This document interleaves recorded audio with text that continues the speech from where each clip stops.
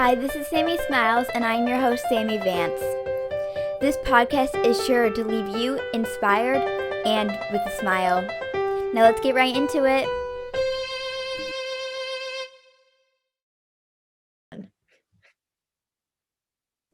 Hello, everyone, and welcome back to this week's episode of Sammie Smiles. I'm your host, Sammie Vance, and today I'm super excited to welcome Vlad Duthiers on my show today.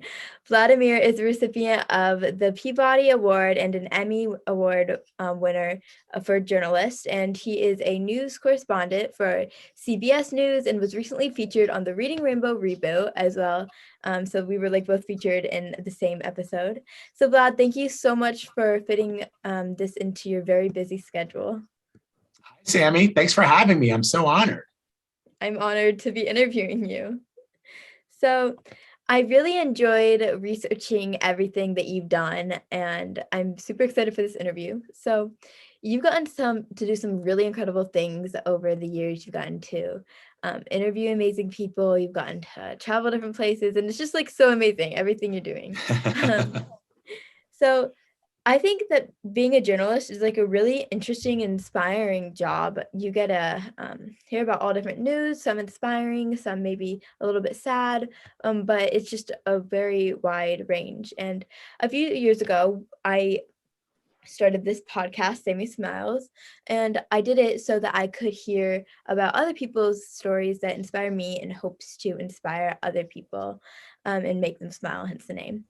And so something that I feel like a journalist gets to do is meet so many incredible people. And that's my favorite part about my Buddy Bench project, being able to meet all different people.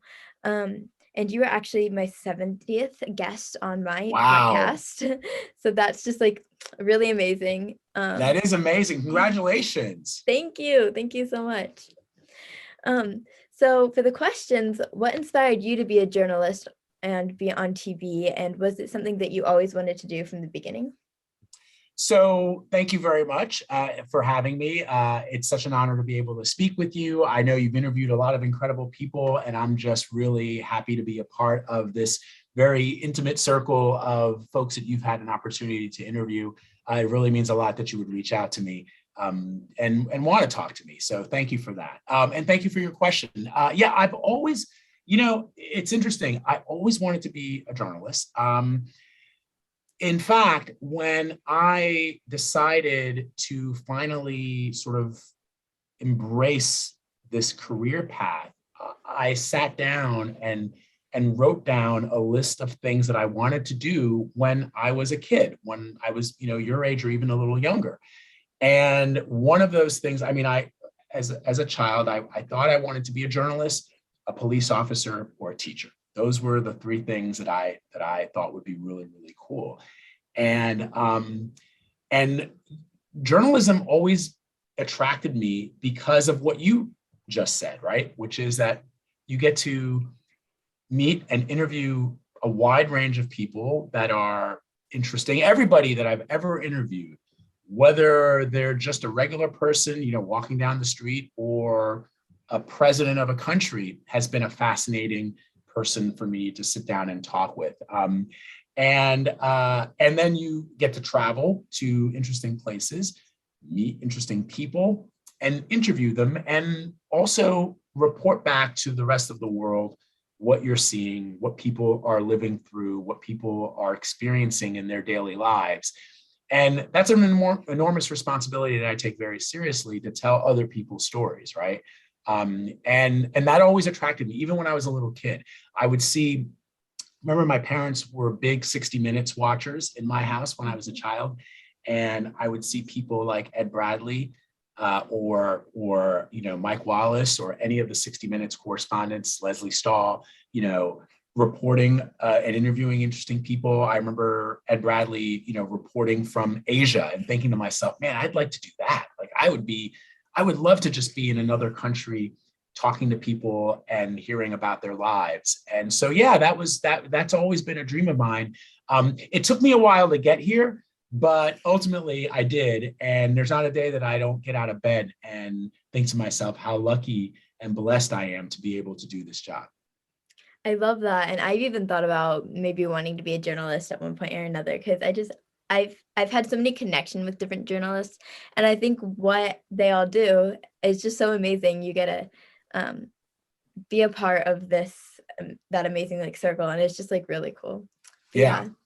it really is. It is. And, you know, what you realize is, you know, oftentimes a lot of people think that, you know, for journalists that we only enjoy doing the really big interviews, right? Like we get to interview celebrities or we get to interview big time politicians. But I've often found actually that my most favorite interviews and the times that I recall to be the most moving, or the interviews that I've done with people that have really inspired me in some ways, are not those celebrities or you know, politicians or musicians. I often find that the most interesting interviews that I do are with just people that I that I meet just through the course of my travels, and because everybody has a unique story to tell. Mhm. And oftentimes with the celebrities or the politicians or the rock stars or movie stars or whatever, like their stories have been told ad nauseum, right? Like there's not really going to be anything. It's rare that you get anything new out of somebody who's extremely famous, who's been famous for, you know, it's like interviewing Paul McCartney. That would be a dream of mine, because Paul McCartney is just like, I love the Beatles and have been a Beatles fan my whole life. But Paul McCartney's been doing interviews since like the 1960s, right? And so there's nothing really that I'm going to necessarily bring to the table that he hasn't already heard, other than my unique personal charm and style, right? Which is, you know, he's not going to have ever encountered somebody like me. But generally speaking, people who've been in the public eye for a long time are not going to add anything new to the conversation. Where somebody that you just met, or somebody who's not famous, or somebody who's, you know, famous but not in a field that maybe a lot of people are aware of, in the field of science or in the field of technology, you know, or art even. You know, a lot of people, I mean, don't know a lot of the great artists that are out there painting and creating today. Those I find to be some of the most interesting interviews. Yeah, I love that, and I think that is really cool because some of people that I've had to interview or that I've gotten the chance to interview, it's really cool to hear their stories, even if they're not like really big. They're just doing something impactful for their community. I think that that's really cool to just hear their story, and those are some of my favorite as well. So I think it's cool to um, find ground that we can relate on in that level. Yeah. Mhm. So like I said, you've gotten to do so many amazing opportunities. One really neat thing that you're able to do was fly with the Blue Angels. My dad has always enjoyed seeing them, and I thought it would be cool, or he thought it would be cool to be a pilot on one of them, but he was too tall. So I got scared. I even get scared going on roller coasters, so I could never do that. But you know, I think it's so cool to know someone who has been a part of that. And so yeah, what was that experience like? And did you do any like loop-de-loops and stuff? Yeah, I can send you some photos from that experience. I'd never been in a fighter jet before, and I'd always wanted to. You know, I also dreamed as a child and even as an adult of one day being a pilot, being a fighter pilot. Who doesn't dream about that? And so when I got that opportunity, I was grateful, and it was pretty intense. You know, when you start to roll down the runway, it's just like any other flight, except that, you know, you're in the back seat of this, you know, incredibly nimble fighter jet, and you, as you take off, it's like a normal plane taking off. But then the pilot says to me, you know, okay, are you ready? And I said yes. And then he goes, okay, here we go. And he pulls the stick back, and we go from like this to straight up, like 90 degrees, straight up into the sky. And of course you're like, whoa, I think you see me, you know, I can send you the video. I'm like, oh man, like, you know, as we go racing up towards the heavens. So that was, you know, a complete different experience from any other plane that I'd ever been on. And then, yeah, they take you through, they give you a good sense of what it's like to fly the jet, and some of the maneuvers that they make. And some of the things that they show you are not just the maneuvers that they do when they're doing the air shows, but they actually show you the types of maneuvers that they would employ in a real life combat situation, which was pretty cool. And what's interesting about the Blue Angels is that they don't fly with what are called G suits, right? Like when I actually did a story a couple of years later with the United States Air Force in Korea, and I went up in an F-16, there I was wearing a G suit because we were actually on a real training mission over Korea near the border with North Korea, right? So that was a real life tactical training mission. This was, pilots showing what they do for an air show. The Blue Angels are part of the Navy. The Navy, they don't wear, those Blue Angel pilots don't wear those G suits. So you have to do a lot of exercises and breathing exercises so that you don't pass out while they're taking you through the maneuvers. And at the very end of the flight, I was very proud of myself because I hadn't passed out. I didn't throw up. And as we were coming in for a landing or coming close to the end of the exercise, he said, I'm going to try one last thing. And he pulls like a very hard turn and a very high G turn, right? High gravitational pull, pulling against the body. And for a second, what ends up happening is like, if you can imagine, like you have your entire field of vision that just gets smaller and smaller and smaller and smaller till you're only able to see out of like a pinhole. That's what you're seeing.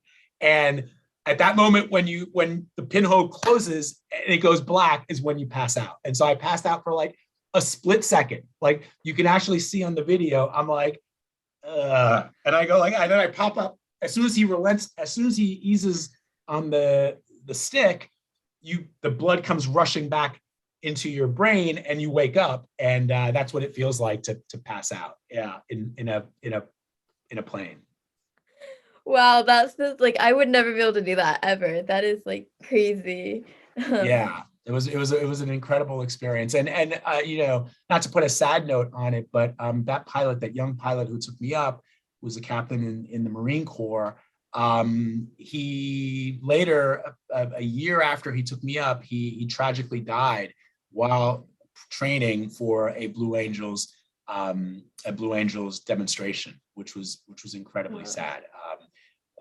But I'll always cherish the memory of him taking me up there and him talking me through these exercises. But that is part of, sadly, that is what these pilots train for. They know that every time they go up in a plane that there's a risk, and they understand that risk and they embrace it.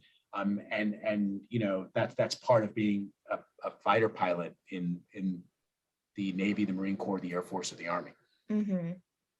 Well, at least you got the opportunity to, like you said, cherish the memories with what he got to help you with. And it was an incredible moment. It was an incredible memory.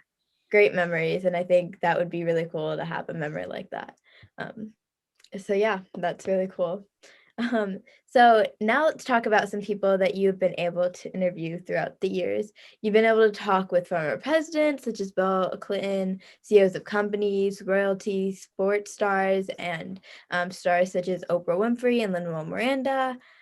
Now I know you're a big Lin Manuel Miranda fan. Yeah, I'm gonna have to like pause there for a minute. We're gonna have to just like talk about this. So there's so much to talk about. So I don't know where to start. He's the coolest person ever. He's a genius when it comes to music and like the way he puts music and like it's so amazing. And then Hamilton and the Heights. I don't even know. Like it's just you got to interview him. I don't have words for it. You're hyperventilating, Sammie. Yeah. Take a breath. So I was the same when I was, told by my bosses that I had this opportunity to interview him. The first time I interviewed him, actually, you probably can't see it from where you are. I actually have a picture on my wall there. It was when he was honored with the Kennedy Center Award honoree. He was a recipient of the Kennedy Center honor. And it's Lin Manuel Miranda and it's Hamilton and In the Heights. And, like you said, incredibly talented. But what I loved about Lin Manuel is that he's just so humble and so nice. And, sometimes famous people, there's some people who, like, when they're going to be interviewed, they don't want to be there. They've got like, or they're tired, they've done a bunch of interviews, and, you're just another reporter that they have to talk to. And, they're going to answer the same questions over and over and over again. And they may have been sitting in a room for, 2 or 3 hours where they're doing like a junket on their latest movie or their latest record. Right. And so they kind of hurry you up, or they kind of give you like sort of one answer, one word answers to the questions that you have. But he was so accommodating and so he tried to put me at ease, which was hard because I was like, oh my God, it's Lin Manuel. But, I'm a professional, so I can like tone it down for the interview. But in my head and in my heart, I was like, wow, this is pretty amazing that I get to interview, this incredibly talented, creative genius. And he put me at ease. And then after that, once you feel comfortable, then you're off to the races. And he was wonderful. And then I spoke to him again just maybe 3 or 4 months ago, when Broadway started to reopen, when, COVID restrictions were being eased on Broadway to allow the shows to come back. And I got to do an interview with him and Julie Taymor and Stephen Schwartzman. And that was, same thing. He just was so happy to talk to me, and I was excited, so that he got excited, about being able to be back on Broadway. And then I got to go, I got to see Hamilton again the first night that it reopened, and he was there, and that was cool, so yeah, it was an incredible experience. And that's, that's what I love about my job, which is that, I get this opportunity every day to have these amazing conversations with these amazing individuals who, it's hard. I mean, I always think to myself that these people have such an outsized influence on our lives through their art, right? And through their music and through the words that they write, whether it's a composer and creative genius like Lin Manuel Miranda, or, all these incredibly talented people. And I'm just a small little cog, or a little like part of their entire career that I get to share with our audience. And it's incredibly moving. I find myself, like I said, oftentimes on my Instagram, when I interview somebody like Lin Manuel, I'll post that, this is like reason 3,450 that I love my job. And, and it's true. I really am. And I'm lucky to be able to do this. Not everybody can do this. And so I take that, as I said to you earlier, I take the responsibility of being a journalist very serious. Very seriously. I take it, as something that is really important to people's understanding of the world around us. And then because of that, I have these incredible privileges and honors that I get to be a part of, and it's really cool. I love that, and I think that's amazing. So as you could tell, Lin Manuel Miranda is my dream guest that I number one want on the podcast. Do you have a dream interview? Wow, a lot of the people that I would have wanted to interview have passed on, sadly. Like, I always wanted to interview Nelson Mandela, but I would say, if I had to think about it in terms of like an artist, I would say probably Paul McCartney or Bruce Springsteen, because they're my favorite like musicians. I would want to interview Paul McCartney, especially. I would really love to have an in-depth, conversation with Paul McCartney. And then, beyond like the artists or the creative folks, I think it would be also interesting to talk to somebody like the Dalai Lama. I think would be a fascinating interview. So those are generally, when I think about the people that I would like to interview today, that are my dream gets. Paul McCartney, the Dalai Lama, are probably, up there. I was going to say President Clinton, but I've interviewed President Clinton. That was kind of an interesting interview, just because, President Clinton, love him or hate him, support him or not, like, he was such a transformational president, when he came into office. And because he sort of represented, when I was coming out of college, he was sort of representative of like the baby boomers and where they were positioned in American society and in culture. And so I thought that was that would have been an interesting interview. And he turned out to be a very interesting interview. I interviewed him many, many years ago, but that was pretty cool too. Yeah, it would be so cool. And I love the job as a journalist. And speaking more on journalism and stuff, you are the host for, you've been journalist and host for quite a few years, meaning you have to have covered a bunch of different stories, from some good and some bad. So how do you how do you deal with balancing how sometimes maybe sad stories can affect you as a person, like on a daily basis and stuff? That's a great question. I think that what I try to do is, I feel like with the older generation of reporters that came before me and journalists that came before me, there was a tendency, just because of the way our society is, to bottle up the emotions, the the pain that you might experience from covering difficult stories, because we were not supposed to let those emotions overcome our ability to do our jobs, right? And it's true still today that you don't want what you're witnessing, what you're bearing witness to ever be the story. In other words, my pain in covering a story that is painful is not the story. The story is of the people who are going through those difficult moments, right? But when I'm done with that assignment, or I'm done reporting on those stories, what I've witnessed and what I've heard from the people who are suffering and going through some of these tragic events in their lives stays with me, right? And I try, believe it or not, to tap into that pain from time to time and allow myself to feel and allow myself to cry sometimes, even over the things that I've seen or the stories that I've heard from people who've been in unfathomable circumstances. And that allows me to remain empathetic to the struggles that people are going through every single day. It allows me not to be sympathetic. I don't want to sort of be, people don't want your pity or their sympathy when they're going through difficult things, but it allows me to put myself in their shoes, even if it's just for a moment while I'm listening to them or while I'm hearing what they're going through. So that's how I do it. And by talking about it, like even talking with you about it, just this moment that you and I are sharing, where you're asking me about it, is taking me through some of those moments in my life that I've interviewed or I've done stories that have been especially painful. And I keep a lot of, you see, I have a lot of pictures in my office here.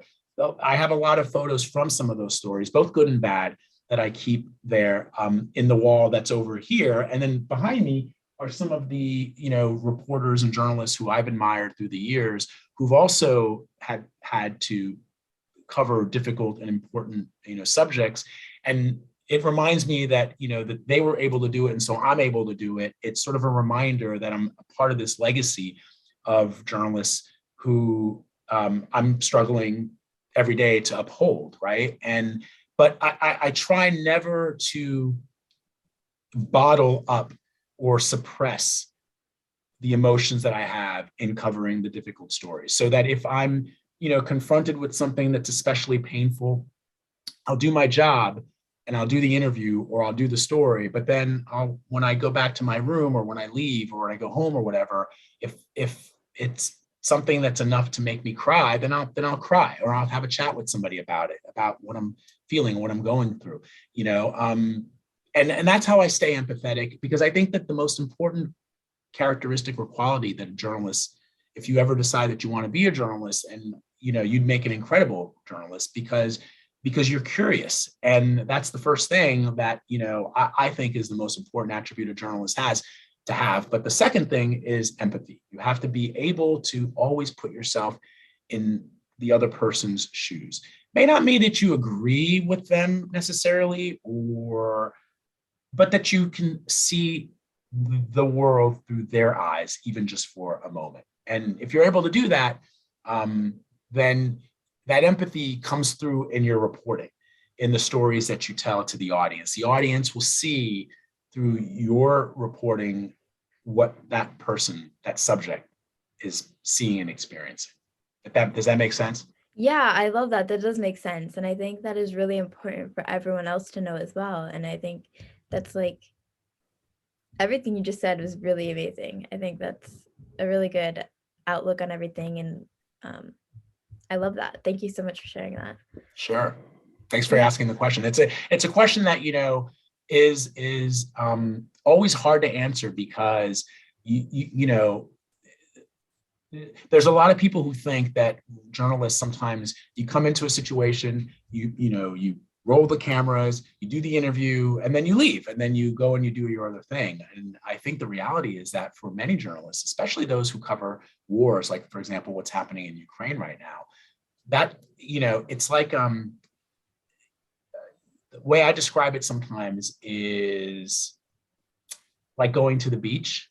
And, when you leave the beach, there's still sand all over you, and those little grains of sand, they stick to you, they stay with you, and that's kind of like what this is, you are in situations, every story I've ever done, every person I've ever interviewed, sticks with me.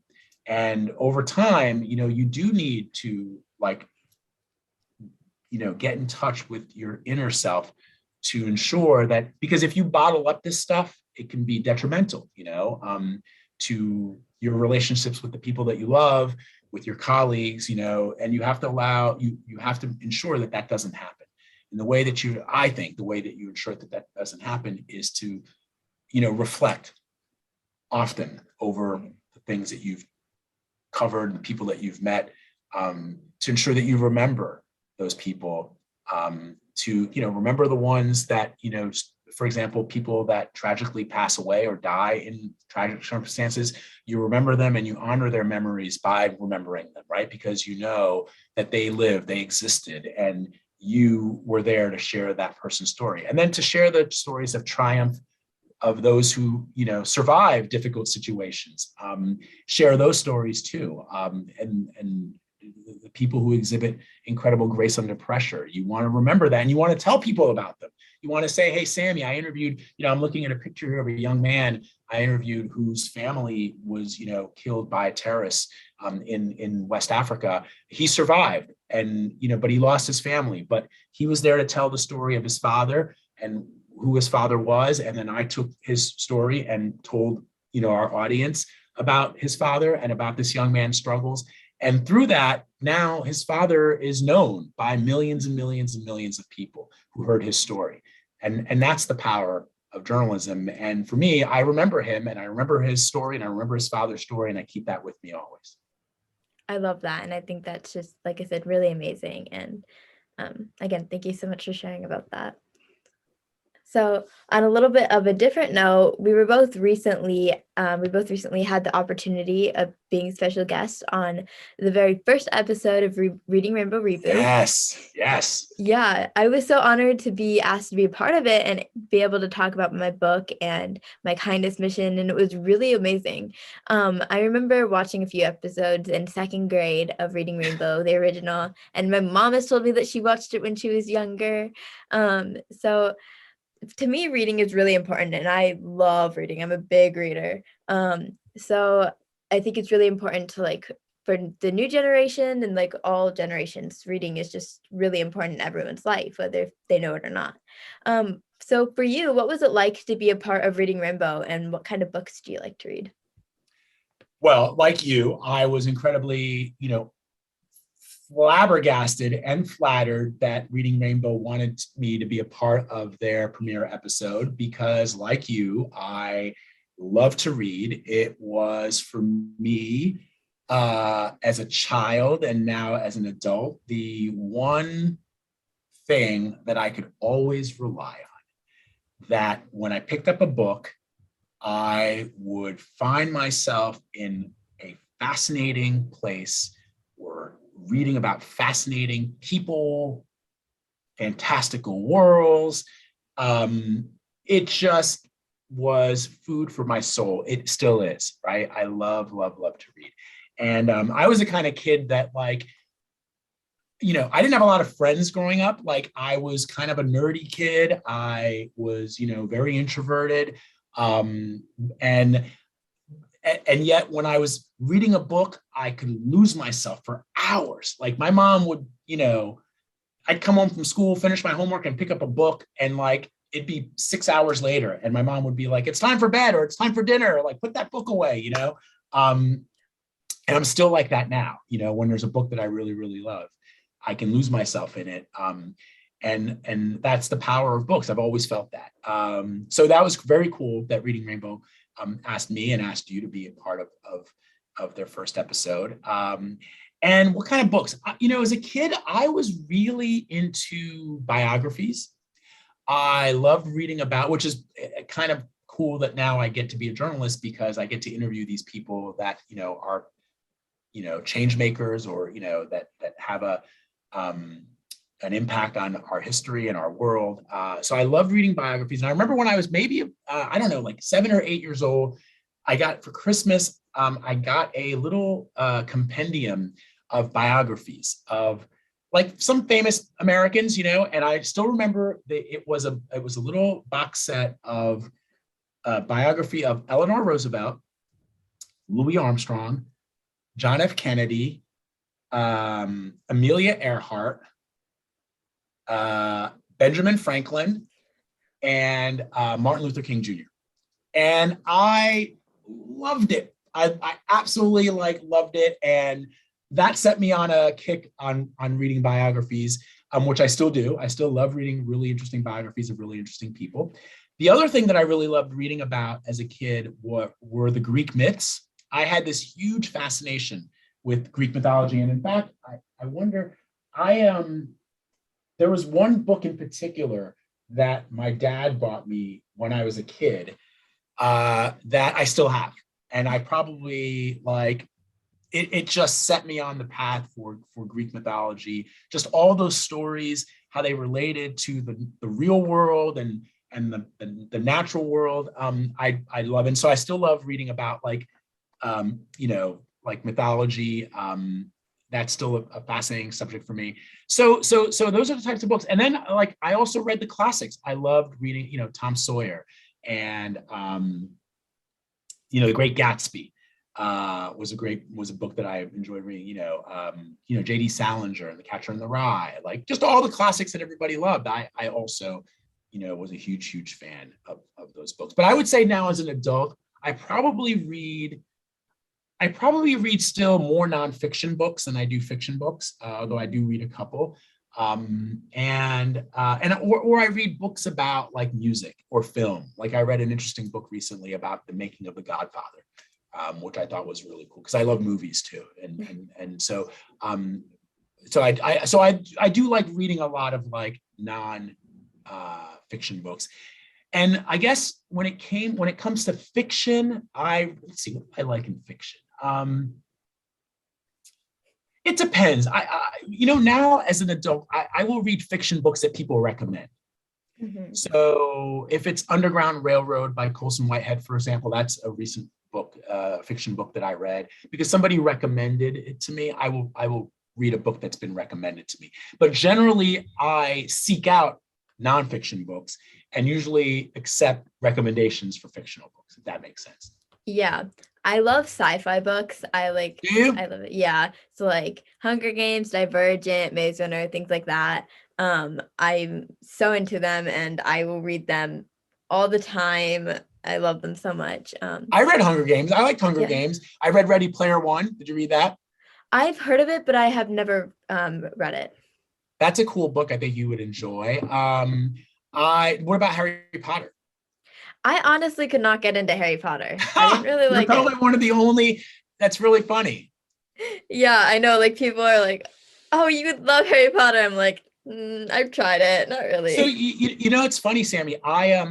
When I was a kid, everybody was reading the Tolkien books and C.S. Lewis, the Chronicles of Narnia, and I just could not get into. I've struggled also to get into fantasy novels. Like Yeah. that's why like I didn't read the Harry Potter books, although I did read the first one eventually because my wife told me I should read it, and I liked it, but you know, I wasn't passionate about those books the way that I was. Like as a kid, I read all the Judy Blume. I don't know if you like if Judy Blume is still I've heard a of. Judy Blume or Beverly Cleary. I read a lot of Beverly Cleary books. I read there was a great series of books, and if you should look them up, they were called, it was a series by a guy named John D. Fitzgerald. I hope I'm getting this right. John D. Fitzgerald. And he wrote a series of books called the Great Brain series. It was about his older brother, Tom, who was like the brainiest kid in their town, right? And it was set in the 1890s in Utah, of all places. But it was about how his brother had this great brain and he had a little brain and everybody else in town had a little brain. And it was about like his brother coming up with these really incredible like schemes. And it was the reason why I think you'd be into it is because there was nothing fantasy about it. There was nothing fantastical about it. It was just a group of kids living at the turn of the century in America and the adventures that they would get into based off of the schemes of his older brother, who was incredibly gifted, almost like a genius. And I just devoured those books. They made them into movies even when I was a kid. There was probably 7 or 8 of them that came out. I read every single one. They were really, really great. But I could not get into like Narnia or, you know, Tolkien, Lord of the Rings, all that stuff. I was just sort of not into it. Even though I love Star Wars and Star Trek and, you know, I'm a huge Star Wars fan, I read the Star Wars books, but when it came to the other like stuff, I just didn't like it. So we have that in common. Right. Yeah, I agree. That's yeah, more comments and stuff in common. I'll definitely have to look up the book series. Yeah, it's pretty good. I mean, you know, it's probably dated, but you know, they've probably been reprinted and you know, they're great. And finally, I will say, you know, on the subject of books, like, you know, if I had to pick my all-time favorite book, it's probably To Kill a Mockingbird. Have you ever read that? I've heard of it again, but I've never read it. It's probably, you know, you're probably just at the age where it's probably going to be appropriate for you to read it. It's not really I mean, everybody can decide, but, you know, I think I read it when I was about your age, the first time I read it. And there's another great book, which is Man's Search for Meaning, which was written by a guy named Viktor Frankl, who was a Holocaust survivor. And he wrote about his experiences in Auschwitz and how he survived it. And there's some really interesting takeaways from his experiences. And I would say that those are 2 of my favorite books of all time. Really, really powerful books. I love that. Yeah. What about you? So wait, I have to ask, I'm a Yeah. reporter. What is your favorite book? My favorite book. That's so hard. I love like, you know, okay, so I'm just gonna name. Just name a few. Yeah, I'll name a few. All the ones in Hunger Games series, Divergent series, Maze Runner series, The Lunar Chronicles. So that's like probably That's like a dozen books already. That's more than a dozen books already, yeah. But but those are my all-time favorite series. I like the Hunger Games a lot. I thought those were really well done. Yeah, I read those so quickly when I got into them. It was like, and then What do you think attracted you to those books? I don't know. I think it's like you said, it wasn't fantasy. It's not like just fantasy, like magical everything. It's about this girl who is struggling to survive quite literally. But it can also be used in like a metaphorical way. So it's a really good lesson, and the way that they're just like, I don't know. I just love them. Yeah. Do you relate to Katniss? I feel like I can relate to Katniss in some ways. And I think being able to relate to the character is something really big as well. Yeah. Yeah. To me, that's the coolest thing about books, right? Which is that, you know, when you pick it up and you start to read the adventures of the person that you're reading about, whether it's, like I said, whether it's a biography, like I remember as a kid, you know, reading When I first read a biography of President Kennedy, John F. Kennedy, I like tried to model myself after President Kennedy. And, like as a young man, when he was a young man, right? Like the things that he did, like, like for example, I read that, he was a bad speller, but that his father had him like look through the dictionary and underline words in the dictionary. So I started doing that, right? Like you end up like picking up like interesting ways to live life through some of the characters in books, whether they're fictional or non-fictional. So whether it's a former president as a young man, or Atticus Finch, who's the one of the main characters in To Kill a Mockingbird. The things that he does, you start to try to do that because deep down in your heart that that's a good way to be. And I that's what I love about books. I love this notion that you can be introduced to someone who's real or not and become a better person in a way by reading that book. Every book that you read, every character that you're introduced to, fictional or non-fictional, hopefully goes to making me a better person. Yeah, I can relate to that on so many different levels, and I love that so much. But yeah, so do you have anything else you want to share before we get into the rapid fire round?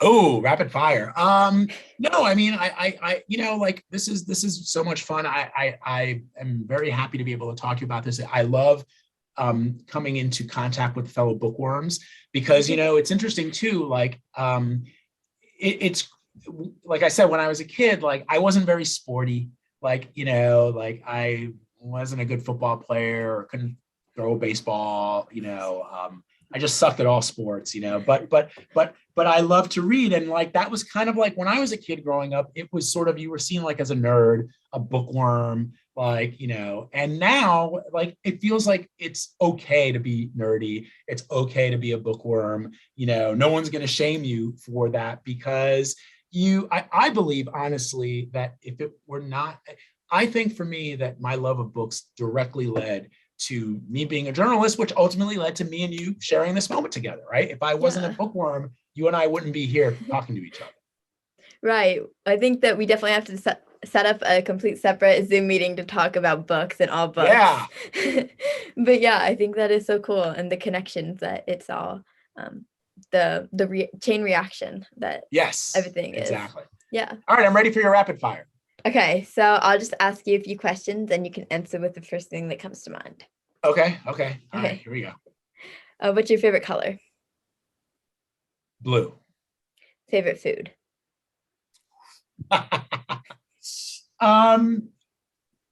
French fries. Favorite vacation spot? France. I know that you know a bunch of different languages. What's your favorite one? French. Favorite animal? Tigers. I know you said to answer the first thing that comes to mind. It's actually vacillates. It's actually, I love tigers and I love sharks. Those are my, so like tigers and sharks. Yeah. Okay. I see you. If you could have lunch with anyone in the world, who would it be? Paul McCartney. What's your favorite quote? It's a good one because I have it's interesting that you asked that question, Sammie, because I often reflect on the sayings of people that have had a profound impact on the way we live our lives. So I will read you my favorite quote, if that's okay. Yeah. This is a quote that's been attributed to Henry David Thoreau. If a man does not keep pace with his companions, perhaps it is because he hears a different drummer. Let him step to the music which he hears, however measured or far away. I love that. Yeah, that is one of the quotes that I've always really, really loved. I also love another quote that's been attributed to Confucius, which says, the journey of 1,000 miles begins with a single step. I love that. I think that both of those are so amazing. I love it. Yeah. I'm gonna have to like write those down and keep them. Yes. I'll send them to you. Yeah, thank you so much. Yeah, thank you for sharing that. I love those. Yeah. Would you rather be able to speak to animals or speak all languages? That's a great one. Wow, what a great question. Um, hmm, um, speak to all animals or to speak all languages, right? Yeah. All animals. That'd be Gotta so cool. say, I mean, how incredible would it be to talk to a shark or talk to a tiger, talk to a snail, and find out what yeah, that would be, Sammie, I've never thought about that. What a great question. Thank And, you. and I'm actually surprising myself with my answer. Wow. Yeah. What did you say when you asked yourself that question? I I would say I would probably say languages so I could communicate with more people, but like being able to speak to animals would be such a cool opportunity that you do not get every day. So I think that would I be mean, let's put it this way, Sammie. You could right now, between now and the time you get to college, learn at least 6 languages, right? yeah. Yeah, I mean, it'd be hard, but you could do it. But being able to speak to animals, you'd be the only one. I'd be the only one that could do that. It's Yeah. like a superpower. Right. It would be a superpower. Yeah. Yeah, that's a really good way to look at it too. Yeah, So would you rather get into a good movie or a good book? I'd say a good book. hmm so that's it for rapid fire round. Nice. Yeah, Those are so great questions. Those are really great questions. thank you. So wait, let me ask you a couple then. So what's your favorite food? Favorite food, pizza, cheese pizza. That's my second. That's my second. Mhm. What's your favorite color? Teal and aqua. Okay. What is your favorite animal? Ducks. I love ducks. I have a weird obsession with ducks, but yes. Why? I have no idea, but That's great. yeah. That's great. So have you read books about ducks? That's the thing about, one of the things that I love about books is um, long before the internet, where people were just Googling things, like my mom used to always say, if I wanted to know something about anything, go to the library and get a book. So, and when I was really into a particular subject, I would go out and either, if I was, younger and I was going to the library, I'd check out like 7 books on the one thing that I was interested in, right? And read every single book. Or if I remember, like when I was growing up, I was really into Elvis Presley. So I went out and bought like 10 Elvis biographies and read every single one of them, right? So there's like nothing you can ever ask me about Elvis that I don't know, right? I don't know if you're the same way, like if you like, because of your weird obsession with ducks, that you've read like 10 books about ducks. I actually have not. I need to. I really need to. I mean, I come on. right. I like yeah, I really need to.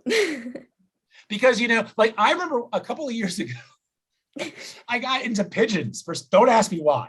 I was like, pigeons are really cool. They're really remarkable. It's probably because my wife like doesn't like pigeons. And she was like, they're dirty, they're annoying. I'm like, I think pigeons are incredibly cool. Like they were used like during the wars to like ferry messages, and so all of a sudden I found myself on a pigeon kick and went out and bought like 3 books on pigeons to read.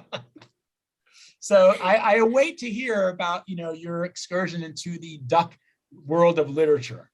Yes, yes. I will send you titles of the duck books that I will get in the future. And if somebody hasn't written any books on ducks, and you should. Yes, I should. Yes. Great idea. So where can people find you on social media to follow your amazing journey? You can follow me on Instagram at Vlad Duthiers, CBS. And that's the same as my Instagram, as my Twitter handle at Vlad Duthiers CBS. I do have a public Facebook page. I'm not that often on Facebook. Because I don't know, I'm just not on Facebook that much. I'm on Instagram and Twitter quite often. I'm on LinkedIn too, but not really that much. I probably check LinkedIn like 3 times a year. I probably check my Facebook even less, but I'm there. But if people follow me on Instagram and Twitter, I'm very active generally there. Make sure to follow Vlad and his amazing journey. And for the last question to ask all my guests, what is something that makes you smile?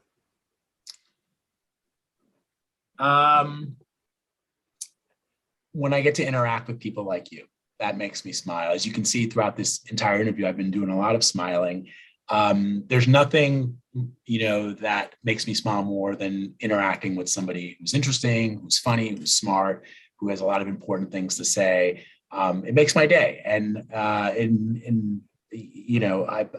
never get tired of that. I never get tired of interacting with people, because at the end of the day, all the emotions that we can encounter in our lives are a result of our interactions with, our fellow human beings. And so every time I get to do that, it brings a smile to my face. So thank you for that. I love that. Thank you. I think that makes me smile as well. So thank you so much for being on this podcast. I've learned so much. This has been amazing, made me smile the whole time. And I think it's cool to interview an interviewer. And, I love this. This is so amazing. So thank you so much for being on here. Thank you everyone for listening. And I hope this made you smile as it did me again.